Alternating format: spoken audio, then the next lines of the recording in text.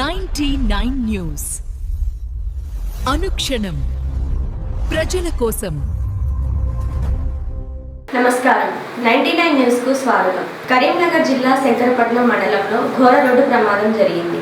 Road దాటుతుండగా 3 ఏళ్ల చిన్నారి నిత్యను lorry ఢీ కొట్టింది. ఈ ప్రమాదంలో చిన్నారి అక్కడికక్కడే ప్రాణాలు కోల్పోయింది. మృతి చెందిన చిన్నారి మహారాష్ట్రకు చెందిన శ్రవణ్ కులా దంపతుల కుమార్తెగా గుర్తించారు. బాధిత కుటుంబం ఇక్కడికి వలస వచ్చి 30 ఏళ్లుగా గొడ్డలను తయారు చేస్తూ జీవనం సాగిస్తోంది. ఖమ్మం జిల్లా సత్తుపల్లి హనుమాన్ నగర్లో దశాబ్దాల క్రితం వెలిసిన శ్రీ ప్రసన్నాంజనేయ స్వామివారి కరుణా కటాక్షం మళ్లీ భక్తుల మధ్య మహిమగా వెలగొందబోతోంది. ఇది కేవలం ఒక కార్యక్రమం కాదు, ప్రతి భక్తుని హృదయంలో భక్తి జ్వాలను రగిలించే ఒక పవిత్ర యజ్ఞం, ఒక ఆధ్యాత్మిక ఉత్సవం. పవిత్రమైన అష్టదిగ్బంధనం సాయంత్రం 7 గంటలకు ప్రారంభమవుతుంది. ప్రతి మంత్రం, ప్రతి ధ్వని మనసును తాకే దైవానుభూతిని పంచుతుంది. భక్తుల హృదయాలను ఏకం చేస్తూ భక్తి ర్యాలీ ఘనంగా నిర్వహించబడుతుంది. జై శ్రీరామ్ నినాదాలతో మారుమోగే వీధులు, హనుమాన్ నామస్మరణతో నిండిపోయే గాలి, ప్రతి అడుగు భక్తి పరవశంతో నిండిపోతుంది.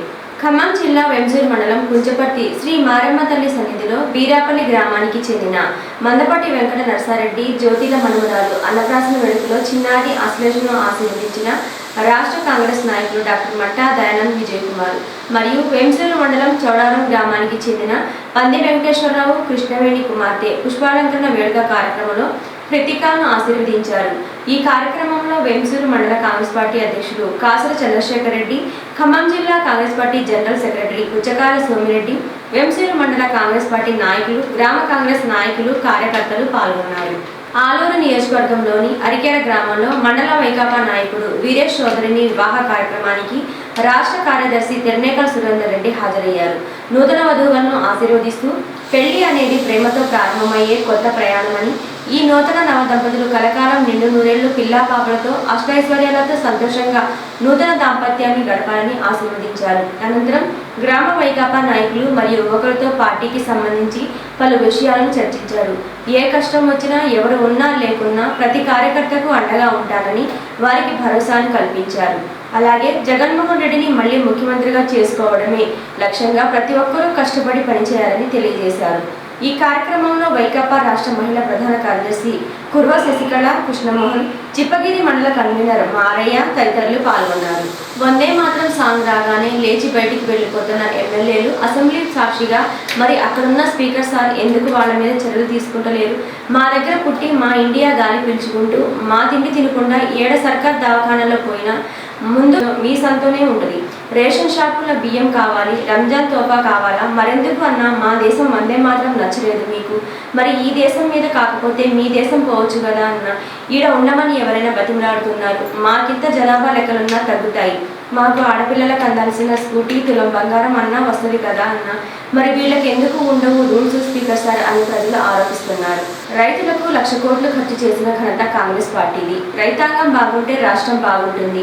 ఒకే సంవత్సరం 21,000 కోట్లు ఖర్చు చేసిన ఘనత సీఎం రేవంత్ రెడ్డిది. రైతుల కళ్ళలో ఆనందం చూడాలనేది ప్రభుత్వ లక్ష్యమని రాష్ట్ర వ్యవసాయ శాఖ మంత్రి వర్యులు శ్రీ తుమ్మల నాగేశ్వరరావు అన్నారు. వరంగల్ నగరాన్ని పర్యాటక రంగంలో అగ్రగామిగా నిలిపేందుకు తెలంగాణ ప్రభుత్వం కట్టుబడి ఉందని ఇనగాల వెంకటరామరెడ్డి, సిపిఓ అజిత్ రెడ్డి, ఈఈ భీమరావు మరియు సంబంధిత అధికారులతో కలిసి సందర్శించారు. ఇందులో భాగంగా హంటర్ రోడ్లోని చారిత్రక వరంగల్ నగరానికి తలమానికంగా నిలుస్తున్న భద్రకాళి బండ్ మరియు కాకతీయ మ్యూజికల్ గార్డెన్లలో జరుగుతున్న పనులను క్షేత్రస్థాయిలో పరిశీలించారు. పర్యాటకుల సౌకర్యార్థం భద్రకాళి బండర్ హంట్ రోడ్ వైపు చేపడుతున్న 2వ దశ అభివృద్ధి పనులను పరిశీలించి అధికారులకు పలు సూచనలు చేశారు. భద్రకాళి అమ్మవారి ఆలయం చుట్టూ ప్రతిష్టాత్మకంగా చేపట్టిన మాడ వీధుల పనులను త్వరగా పూర్తి చేయాలని ఆదేశించారు. భద్రకాళి చెరువులో నీటి నిల్వ సామర్థ్యాన్ని పెంచడంతో పాటు మధ్యలో 9 నవగ్రహ దీవులను సుందరంగా తీర్చిదిద్దున్నట్లు ఆయన పేర్కొన్నారు. పర్యాటకులను ఆకర్షించేందుకు తెలంగాణలోనే తొలిసారిగా భద్రకాళి సరస్సుపై సుమారు 60 కోట్ల అంచనా వ్యయంతో కేబుల్ కార్ మరియు గ్రాస్ బ్రిడ్జి ఏర్పాటు చేసే ప్రతిపాదనలు పరిశీలనలో ఉన్నాయని, దీనివల్ల వరంగల్ పర్యాటక రంగం అంతర్జాతీయ స్థాయికి చేరుకుంటుందని ఆయన పేర్కొన్నారు. వాకింగ్ ట్రాక్, ల్యాండ్స్కేపింగ్, విద్యుత్ దీపాల ఏర్పాటుతో పాటు పర్యాటకుల కోసం ఫుడ్ స్టాల్స్ మరియు బోటింగ్ సౌకర్యాలను మరింత మెరుగుపరుస్తామని హామీ ఇచ్చారు. మహబూబాబాద్ జిల్లా కొత్తగూడెం మండలం ఐటీడీఏ గెస్ట్ హౌస్ రాష్ట్ర పంచాయతీరాజ్, గ్రామీణాభివృద్ధి మరియు స్త్రీ శిశు సంక్షేమ శాఖ మంత్రి సీతక్క కారుణ్య నియామక పత్రాలను అందజేశారు. ఐటీడీఏ పరిధిలో వివిధ కారణాలతో మృతి చెందిన 17 మంది ప్రభుత్వ ఉద్యోగుల మృతి చెందగా 3 కుటుంబాల లబ్ధిదారులకు మంత్రి స్వయంగా నియామక పత్రాలను అందజేశారు. విధి నిర్వహణలో ఉంటూ అకాల మరణం చెందిన ఉద్యోగుల కుటుంబాలు రోడ్డున పడకూడదనే ఉద్దేశంతో వారికి ఆసరాగా నిలిచేందుకు ప్రభుత్వం ఈ కారుణ్య నియామకాలను చేపట్టిందని మంత్రి పేర్కొన్నారు. ఈ రీఛార్జబుల్ గిరిజన శాఖ డిప్యూటీ డైరెక్టర్ దేశీరామ్ నాయక్, పార్టీ నాయకులు పాల్గొన్నారు. వైఎస్ఆర్సీపీ కాకినాడ జిల్లా పార్టీ ఆఫీసులో మాజీ మంత్రివర్యులు, కాకినాడ జిల్లా అధ్యక్షులు, తుని నియోజకవర్గంలో కోఆర్డినేటర్గా శ్రీ దాడిశెట్టి రాజా జన్మదిన వేడుకలు, వైఎస్ఆర్సీపీ కార్యదర్శి, తుని నియోజకవర్గ పరిశీలకులు వాసిరెడ్డి జమీల్ ఆధ్వర్యంలో ఘనంగా నిర్వహించిన రాజా జన్మదిన వేడుకల్లో పార్టీలో వివిధ హోదాల్లో ఉన్న నాయకులు, కార్యకర్తలతో కలిసి పాల్గొన్నారు.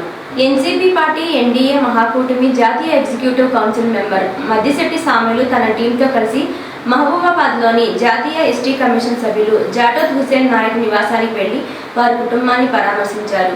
హుసేన్ నాయక్ తండ్రి మరణం పట్ల సంతాపం వ్యక్తం చేస్తూ వారి కుటుంబ సభ్యులకు ధైర్యం చెప్పారు. అలాగే పరమపదించిన వారి ఆత్మకు శాంతి చేకూరాలని దేవుని ప్రార్థించారు.